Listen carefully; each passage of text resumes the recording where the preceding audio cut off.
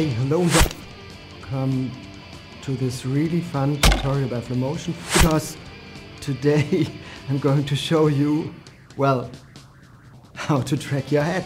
So just follow me into After Effects.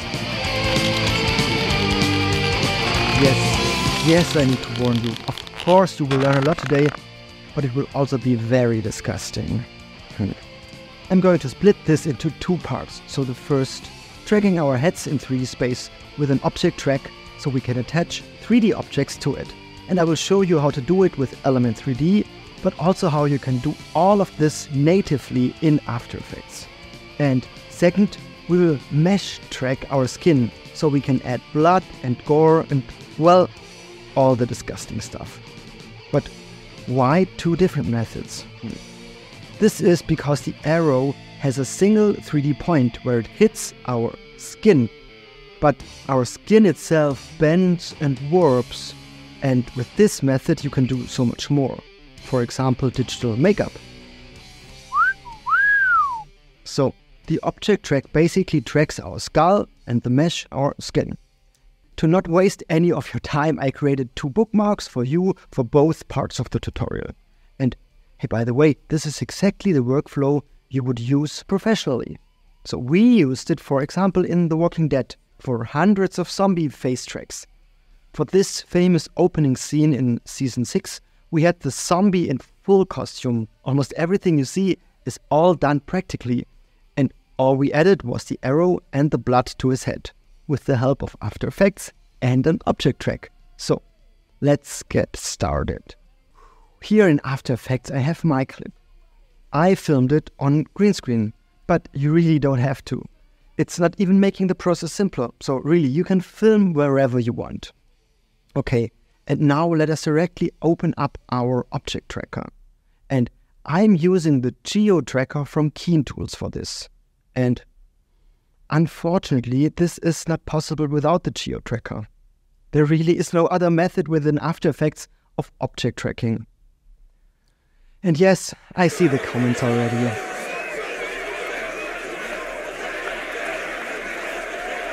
But I am well prepared.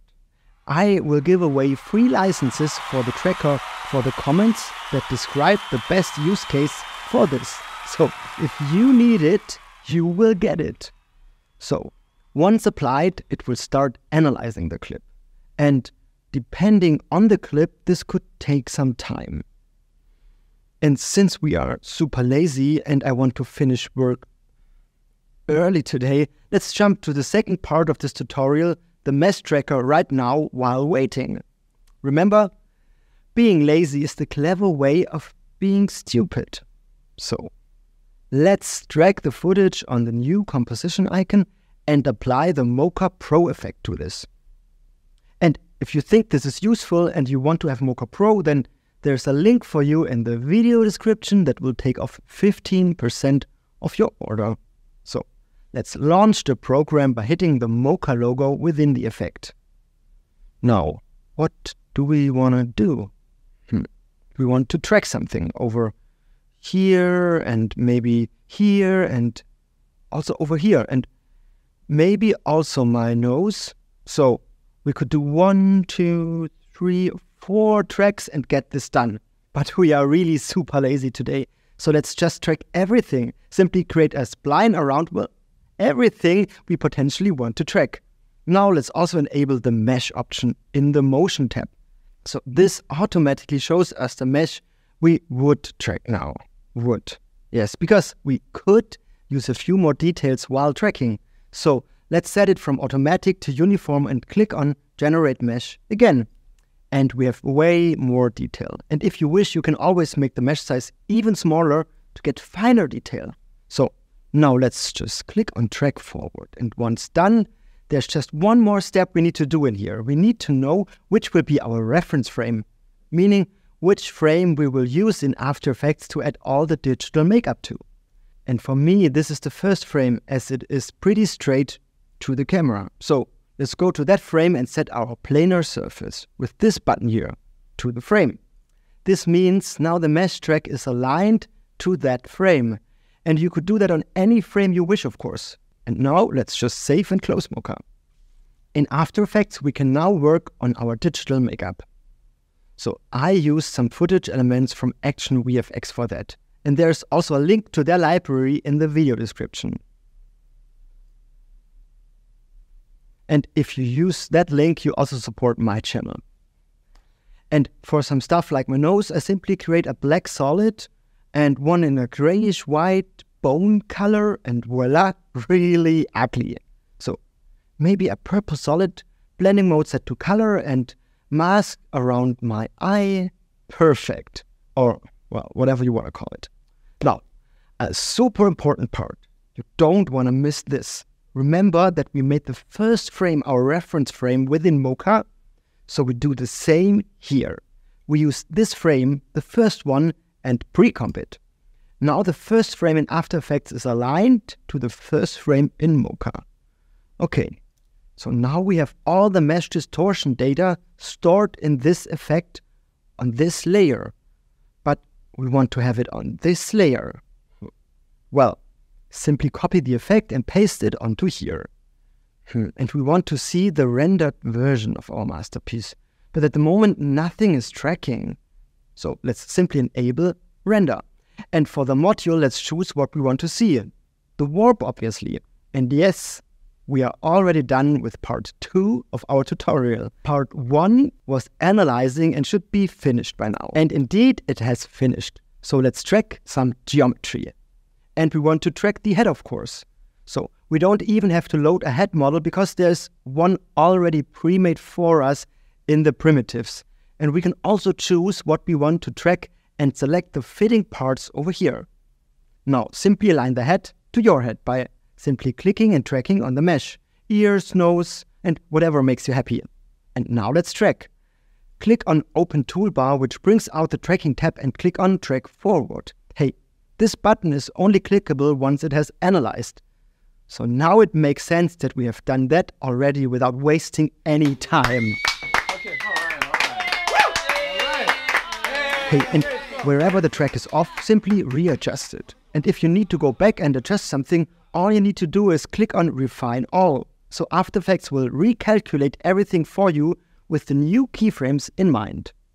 And if you only added one in-between keyframe, just click on Refine. So it will refine everything to the closest keyframes to the new one. Now that the track is finished, let's export it. So go to Export and Surface Point, because we want to have a specific point on the surface. Okay, and Link is already enabled, which is super powerful, because if we want to adjust or fine-tweak the track later on, the null will take over those adjustments as well.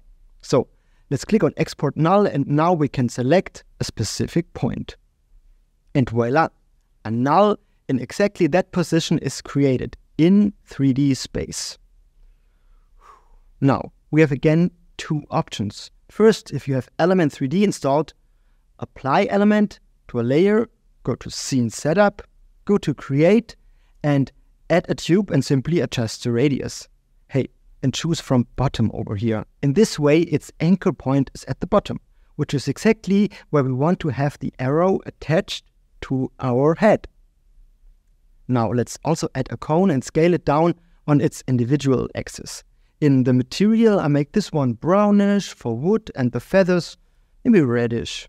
Hey, and of course you could spend more than just 10 seconds of your time to do this, but I guess you get the point. And now we need transform controls for this. So let's create a specific null for this, and Element has this specific button under Utilities. Now we have a null object that controls the transform data of the arrow. Perfect. And all we need to do now is parent this null to the tracking null and set its values to 0 so it is aligned to that null. And, well, done. And yes, in Element you can simply enable and add motion blur. But I also want to show you how to do it without Element 3D. And believe me or not, but if you are using the beta version of After Effects, which by the way is completely free if you have the standard version, just install it in the Creative Cloud app, and now you can import 3D objects. So let's do exactly this. I import this broken arrow. Also parent it to the tracking null. And voila, we have a 3D arrow. As simple as that. But unfortunately, no motion blur yet. But a simple pixel motion blur effect on an adjustment layer on top will do the trick. And hey, this, as well as the Element 3D version, reacts to light. So, as in my example, I have my main light over here. So let's add a point light there. And an ambient light to brighten up everything just a little bit. Hey, and we are good to go. So, let's just quickly copy over the blood elements that we created earlier. More! Okay. More, please. Got you. I will add a few more arrows. And with that result, let's go to the audition for the next season of The Walking Dead. Or simply have fun with object tracking in After Effects.